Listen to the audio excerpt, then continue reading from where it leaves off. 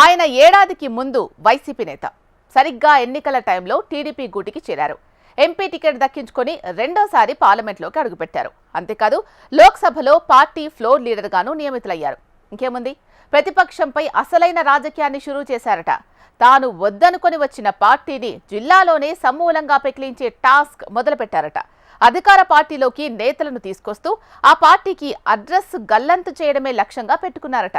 జిల్లాలో అసలు ఆ పార్టీనే లేకుండా చేస్తానని శపథం చేస్తున్నారట. ఇంతకు ఎవరా ఎంపీ, ఏంటా కథ? పల్నాడు జిల్లాలో వైసీపీని సమూలంగా పెకిలించాలని టీడీపీ లీడర్ నరసరావుపేట ఎంపీ లావు శ్రీకృష్ణదేవరాయలు టార్గెట్గా పెట్టుకున్నారా? ఏ పార్టీ అయితే తనను వద్దనుకుందో ఇప్పుడు ఆ పార్టీనే చాపసుట్టేయాలని ఆయన చూస్తున్నారా? పల్నాడులో ఒక్కో ఫ్యాన్ పార్టీ లీడర్కు గాలం వేస్తూ వైసీపీని ఖాళీ చేయాలని చూస్తున్నారా అంటే పొలిటికల్ విశ్లేషకుల నుంచి అవుననే సమాధానమే వినిపిస్తోంది. కూటమి సర్కారు ఏర్పడిన ఏడాది కాలంలోనే ఆ జిల్లాలో వైసీపీకి చెందిన కీలక నేతలకు టీడీపీ కండువా కప్పటమే ఇందుకు మంచి ఉదాహరణ. తనదైన రాజకీయ చతురతతో ప్రతిపక్షం వైసీపీని దెబ్బకొట్టాలని చూస్తున్నారట ఎంపీ లావు. 2019లో వైసీపీ నుంచి నరసరావుపేట ఎంపీగా గెలుపొందారు లావు శ్రీకృష్ణదేవరాయలు. 2024 ఎన్నికల సమయంలో వైసీపీలో చోటు చేసుకున్న పరిణామాలతో ఆయన టీడీపీలో చేరారు. కూటమిలో తీవ్ర పోటీ ఉన్నా మరోసారి నరసరావుపేట బరిలో నిలిచి ఎంపీగా గెలుపొందారు. పల్నాడులో వైసీపీని తీవ్రంగా దెబ్బకొట్టాలనే టార్గెట్తో ఎంపీగా గెలిచిన నాటి నుంచి తన వ్యూహాలకు పదును పెట్టారు. గతంలో శ్రీకృష్ణదేవరాయలు వైసీపీలో పనిచేయటంతో జిల్లాలోని ఆ నేతలతో ఉన్న సాన్నిహిత్యం కారణంగా టీడీపీలోకి లాగే పని మొదలుపెట్టారు. వైసీపీలో తనతో కలిసి పనిచేసిన కొందరు నేతలను టీడీపీలోకి తీసుకొచ్చారు.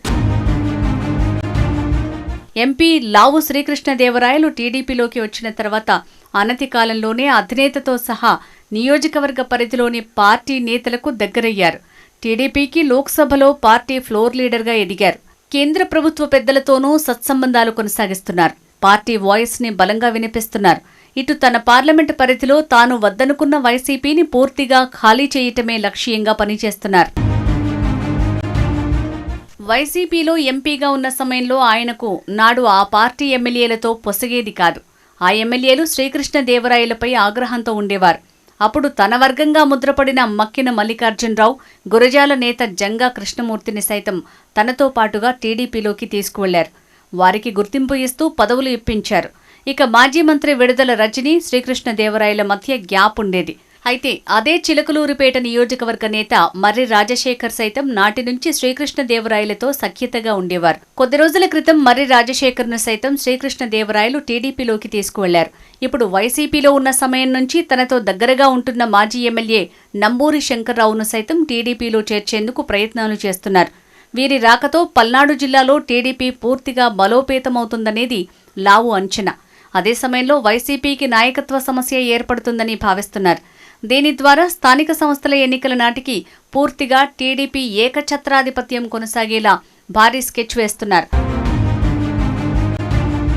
తన పార్లమెంట్ పరిధిలో ముందుగా ప్రత్యర్థి పార్టీకి చిరునామా గల్లంతు చేయటం, తన పార్టీని మరింత బలోపేతం చేయటమే లక్ష్యంగా లావు అడుగులు వేస్తున్నారు. మరి శ్రీకృష్ణదేవరాయల శపథం ఎంతవరకు నెరవేరుతుందనేది వేచి చూడాలి.